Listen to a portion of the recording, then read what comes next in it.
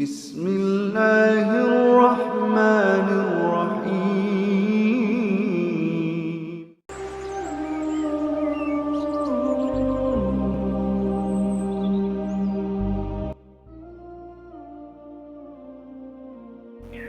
بسم الله الرحمن الرحيم. السلام عليكم ورحمة الله wabarakatuh. Syukur alhamdulillah kita bisa berjumpa kembali di channel ini. Salawat dan salam semoga tetap tercurahkan kepada baginda Muhammad sallallahu alaihi wasallam. Asyhadu an la ilaha illallah wa asyhadu anna Muhammadar Rasulullah. Harapan dan doa saya, semoga saudaraku semuanya selalu diberi kesehatan, dilapangkan rezekinya, diampuni dosa-dosanya, dan dipanjangkan umurnya. Amin ya rabbal alamin. Sahabat beriman yang dirahmati Allah, 40 kiat agar tidak diganggu setan. Apa saja amalan agar tidak diganggu dan terhindar dari gangguan setan? Pertama, yakni berzikir kepada Allah. Kedua, beriman kepada Allah dan tawakal kepadanya. Allah Ta'ala berfirman, sesungguhnya setan itu tidak ada kekuasaan atas orang-orang yang beriman dan bertawakal kepada Rabb-nya. Sesungguhnya kekuasaannya syaitan hanyalah atas orang-orang yang mengambilnya. Jadi pemimpin dan atas orang-orang yang mempersekutukannya dengan Allah. Quran Surat An-Nahl ayat 99 hingga 100. Ketiga, berzikir kepada Allah, berwudu, salat ketika bangun tidur untuk melepaskan ikatan setan. Setan membuat 3 ikatan di tengkuk leher bagian belakang salah seorang dari kalian ketika tidur. Di setiap ikatan, setan akan mengatakan, malam masih panjang, tidurlah. Dan jika ia bangun lalu berzikir kepada Allah, lepaslah 1 ikatan. Kemudian jika ia berwudu, lepaslah lagi 1 ikatan. Kemudian jika ia mengerjakan sholat, lepaslah ikatan terakhir. Dan di pagi hari ia akan bersemangat dan bergembira. Jika tidak melakukan seperti ini, ia tidak ceria dan menjadi malas. Hadis riwayat Bukhari nomor 1142 dan Muslim nomor 776. Keempat, istinthar, yakni membersihkan hidung dengan menghirup air ke hidung dan mengeluarkannya ketika baru bangun tidur. Dari Abu Hurairah radhiyallahu anhu bahwa Nabi sallallahu alaihi wasallam bersabda, jika salah seorang di antara kalian bangun dari tidurnya, maka hiruplah air ke dalam hidung, lalu keluarkanlah dan lakukanlah sebanyak 3 kali, karena syaitan itu bermalam di bagian dalam hidungnya. Hadis riwayat Muslim nomor 238. Kelima, jangan sampai tidur hingga pagi. Ibnu Mas'ud radhiyallahu anhu berkata, di hadapan Nabi sallallahu alaihi wasallam telah disebutkan tentang seorang laki-laki yang tidur semalaman sampai waktu pagi. Rasulullah sallallahu alaihi wasallam pun bersabda, laki-laki itu telah dikencingi setan pada kedua telinganya, atau beliau bersabda, pada telinganya.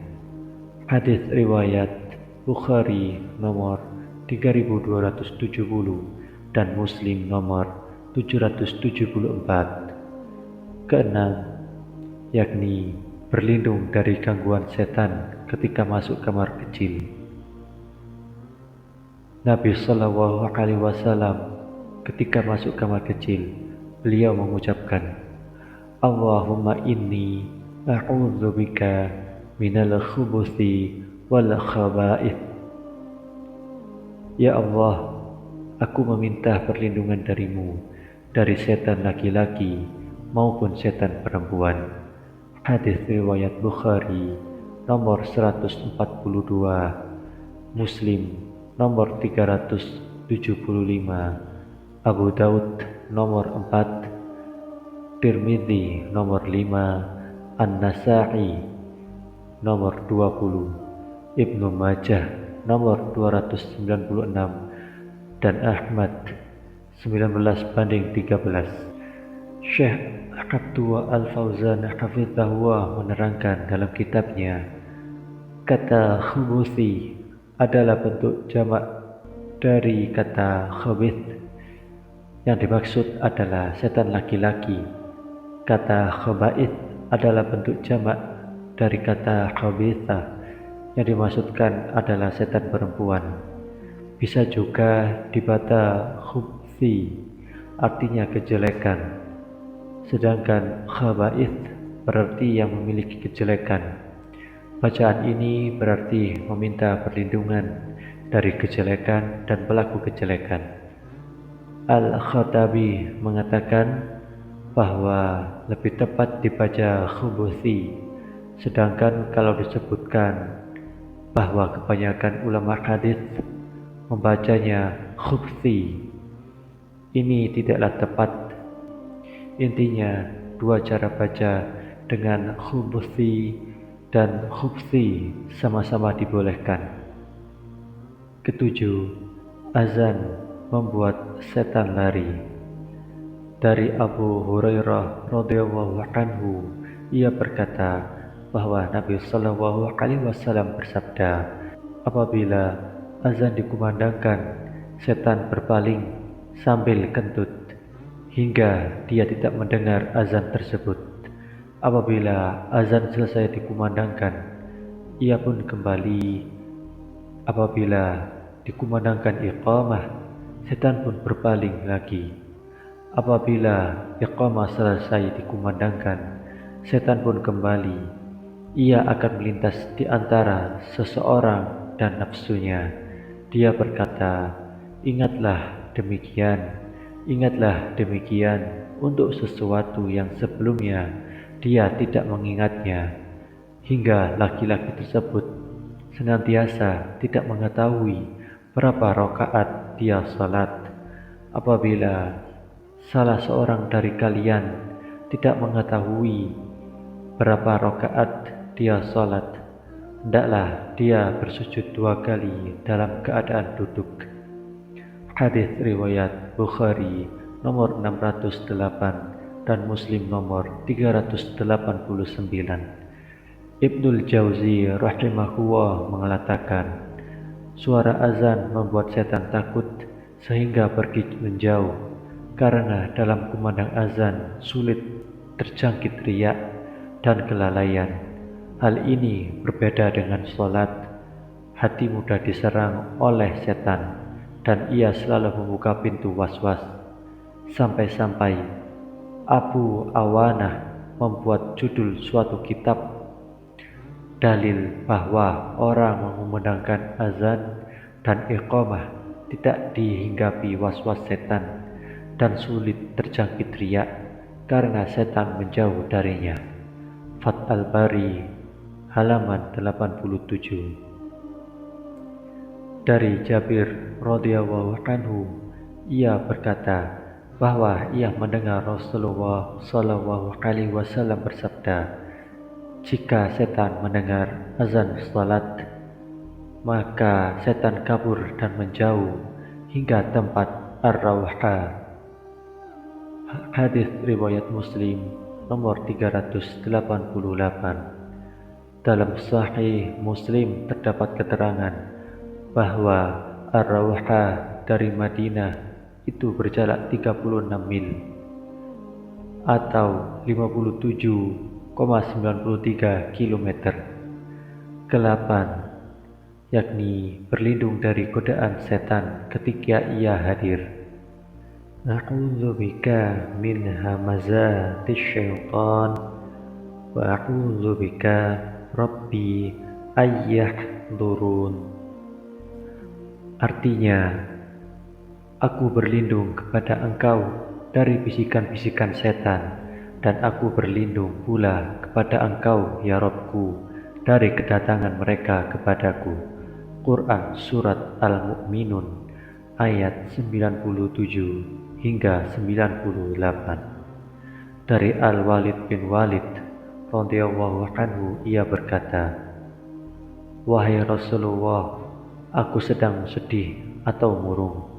Nabi Shallallahu Alaihi Wasallam lantas bersabda, "Jika engkau hendak tidur, ucapkanlah, A'udzu bikalimatillahi tammah min ghadabi wa syarri ibadihi wa min hamazatis syaitan wa an yahdurun."